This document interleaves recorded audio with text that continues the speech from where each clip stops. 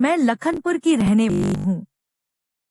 मेरी शादी 2019 में हुई, लेकिन दुर्भाग्यवश मेरे पति की शादी के 6 महीने बाद ही मृत्यु हो गई थी।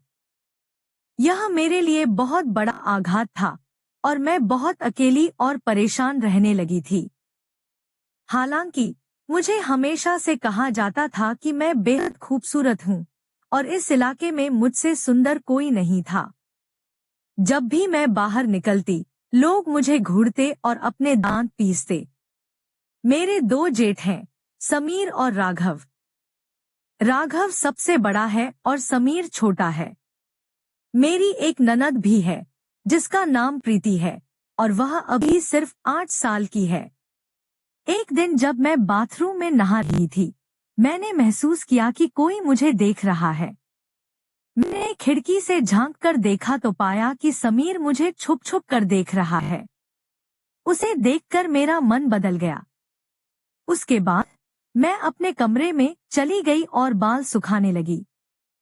उसी समय समीर कमरे में आया और बोला, भाभी, क्या आप चाय बना सकती हैं? आज चाय पीने का बहुत मन कर रहा है।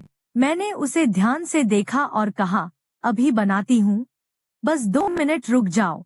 समीर कमरे में ही बैठ गया। मैं जल्दी से चाय बनाने गई और थोड़ी देर में चाय लेकर वापस आई। हम दोनों चाय पी रहे थे और मैंने समीर से पूछा, अरे, तुम गिनती तो बहुत तेज करते हो। समीर शर्म से लाल हो गया और कुछ नहीं बोला। मैंने हंसते हुए कहा, शर्माओ मत, मैंने तुम्हें देखा है। अब गिनती करने की कोई जरूरत नहीं है, तुम्हें वह सब मिलेगा जिसके तुम हकदार हो। यह सुनकर समीर की आंखों में चमक आ गई, लेकिन वह कुछ नहीं बोला। मैंने उससे कहा, शाम को देखेंगे कि क्या होता है। शाम हो गई और हम सबने खाना खाया। सभी अपने अपने कमरों में सोने चले गए, लेकिन मुझे नींद नहीं आ रही थी। समीर भी बाहर बेड पर लेटा हुआ था और उसे भी नींद नहीं आ रही थी। मैं अपने कमरे से धीरे धीरे उठी और समीर को बुलाया। वह मेरे कमरे में आया और हम दोनों बेड पर लेट गए। मैंने हंसते हुए पूछा, तो जनाब, क्या हाल है? समीर ने जवाब दिया, भाभी, नींद नहीं आ रही थी। मैंने कहा, चलो आज कुछ करते हैं। समीर डरते हुए बोला, अगर किसी ने देख लिया तो बड़ी मुश्किल हो जाएगी। मैंने कहा, कुछ नहीं होगा, तुम बस करो। समीर ने हिम्मत जुटाई और फिर उसने वह सब किया। उस रात उसने 3 बार वह सब किया और बहुत खुश हो गया। यह सब अब हमारी रोज की आदत बन गई थी। हम हर रात वह सब करते थे और बहुत खुश रहते थे। एक दिन रात में हम वही सब कर रहे थे कि अचानक राघव ने हमें देख लिया। उसने जोर से कहा, अब मैं मम्मी पापा को सब बता दूंगा। यह सुनकर हमारे होश उड़ गए।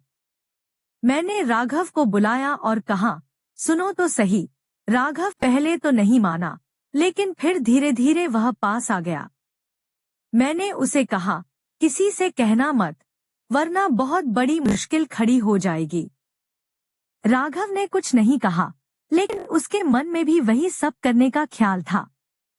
मैंने कहा, तुम भी आ जाओ, तुम भी अपना मन खुश कर लो। समीर और राघव दोनों भाई एक एक करके वह सब करने लगे। इतना सुकून मुझे कभी नहीं मिला था जितना उस रात मिला। अगले दिन सुबह हम सभी उठे और अपने अपने कामों में लग गए।